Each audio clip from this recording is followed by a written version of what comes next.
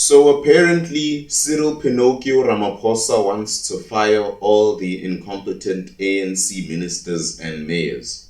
And I'm sitting here wondering if he honestly thinks we are as dumb as he looked in the Oval Office.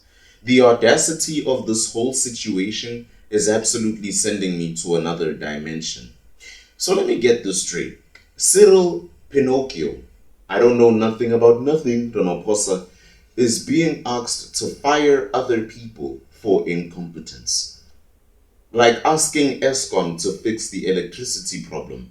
I don't know, buddy. Maybe the call is coming from inside the house, my guy. This man has been president for almost 7 years now, and suddenly now he's supposed to discover that his ministers are incompetent. What was he doing this entire time? Playing Pokemon Go during cabinet meetings, waiting for the next episode of Shaka Ilembe? Someone walks up to Ramaphosa and goes, "Hey Cyril, maybe fire the incompetent ministers." And then Cyril's probably looking at that dumb guy like, "Incompetent ones? Which ones are those? Because me, I thought they were all doing great." "You mean Becky Cele isn't solving crime? But he wears those cool glasses and the cool hat. Surely that must mean he is effective." Bruv, this man appointed these people. He's been sitting in meetings with them for years. And apparently he never noticed they were useless from the beginning. That's like hiring a chef and only realizing they can't cook after 5 years of having burnt toast. Let's talk about home affairs for a hot second. You know, the magical place where time stands still and efficiency goes to die. People have been waiting longer for their IDs than it took to build the pyramids. And Ramaphosa is out there like, maybe there is an issue with our service delivery. You think, Cyril? People are literally growing old and dying in home affairs queues. Some have become permanent residents of the waiting area. They know the place like the back of their hand. There's probably a whole generation of kids born in those chairs who still don't have birth certificates. And don't even get me started on ESCOM.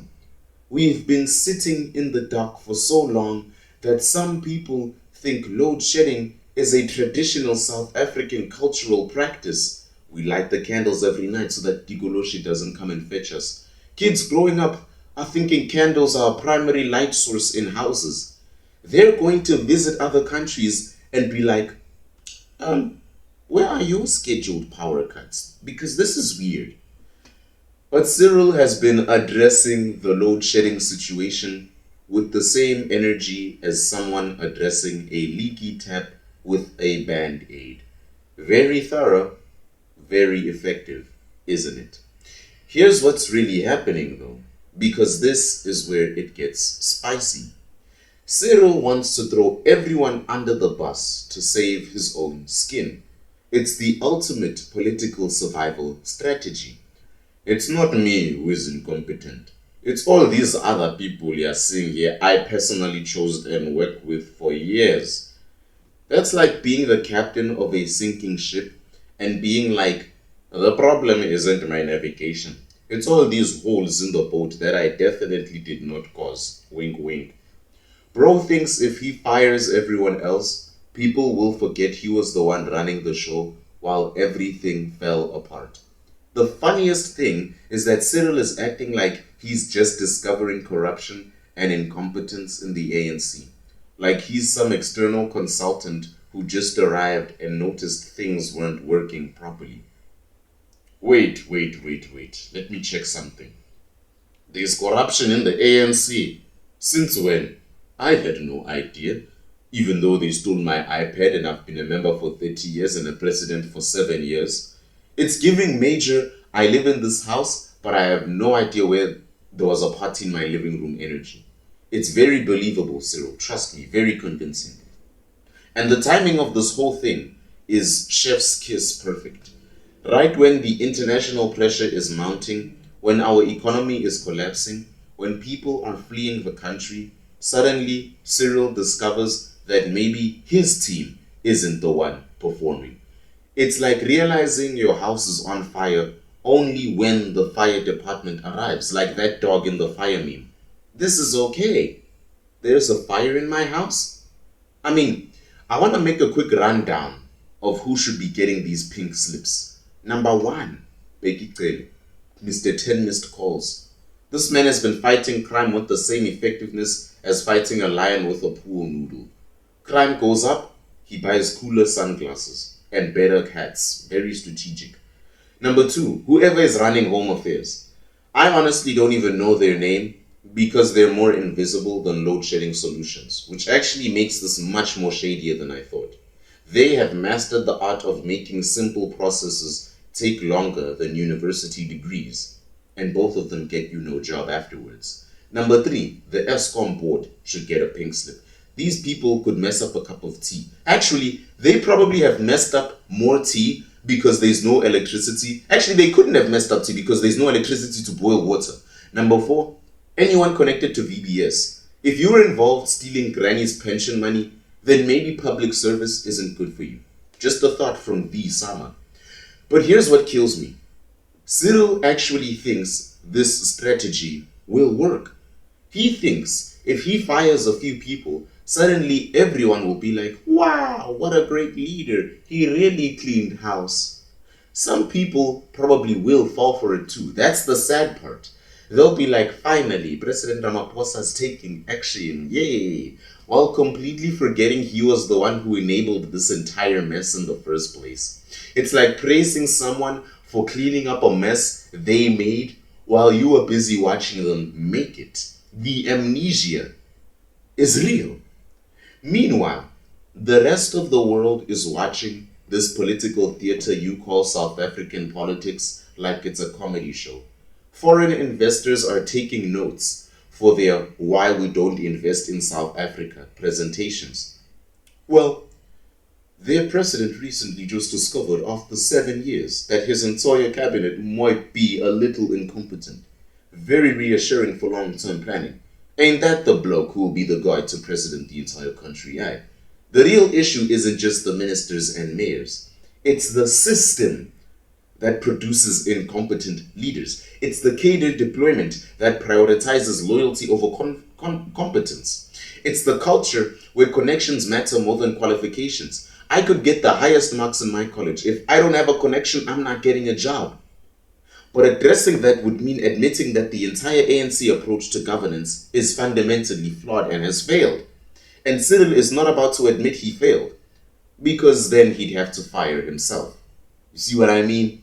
Remember when Cyril promised a new dawn when he became president? Well, boy oh boy, have we seen that. It's been 7 years and we have criminal syndicates running his mouth and his government. At this point, it's looking more like an eternal twilight and post-apocalyptic world. Maybe the new dawn was the friends we made while waiting in Home Affairs queues, or the candles we bought during load shedding at the Chinese spas. Very metaphorical, very inspiring. Every time Cyril does a cabinet reshuffle, it's like arranging deck chairs on the Titanic. Different seats, same sinking ship. He moves person A from Ministry B to Ministry C, and then somehow thinks this will all magically solve problems, and then he thinks we're stupid and thinks that person A couldn't solve and thinks person A could do in that position better than the position he was in. He's playing musical chairs with incompetence. Cyril has become a world-class excuse generator. Load shedding? We are addressing it. Crime? We are implementing solutions. Okay, what about economy? We are turning the corner. If excuses were electricity, we'd never have load shedding. If excuses were economic growth, we would be Cyprus and Switzerland. But unfortunately, excuses don't power homes or create jobs. Imagine him coming home, his wife, where have you been? I've been attending to the nightclub. The rest of the world is moving on without South Africa. You do understand that, right? America is imposing tariffs, investors are fleeting, international reputation is in the toilet. But sure, fire a few ministers. That'll definitely solve our international credibility crisis. At the end of the day, this whole fire incompetent ministers thing is just another distraction technique. I don't know who keeps coming up with these. Cyril is trying to look decisive while avoiding responsibility for his own failures. He wants to be the hero who cleans up the mess, not the villain who created it. Classic politician move. Create the problem and then solve it dramatically for political points. Bruv, we can see what you're doing. We're not as stupid as you think we are. Well, some of us aren't. You can't fire your way out of 7 years of failed leadership. If you really want to clean house, start with looking in the mirror. Because the biggest incompetent person in your administration is looking right back at you. The people calling for these firings aren't stupid. They know Cyril won't actually do anything meaningful. But at least it forces them to pretend he actually cares about competence. Which is actually a little more than we usually get, if you get what I mean, right? It's like asking your lazy roommate to clean the house. You know they won't do it properly, but at least they'll move some stuff, around and pretend they tried. But hey, maybe Summer Sambit is talking horseradish. What do you think? Will Cyril fire anyone? Yes or no? Is this political theater? Yes or no? What do you think?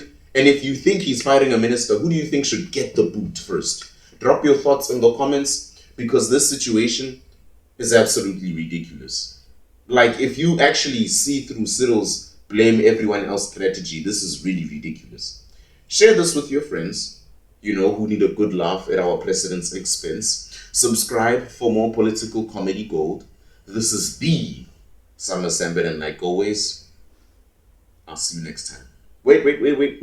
Alright, now I'll see you next time.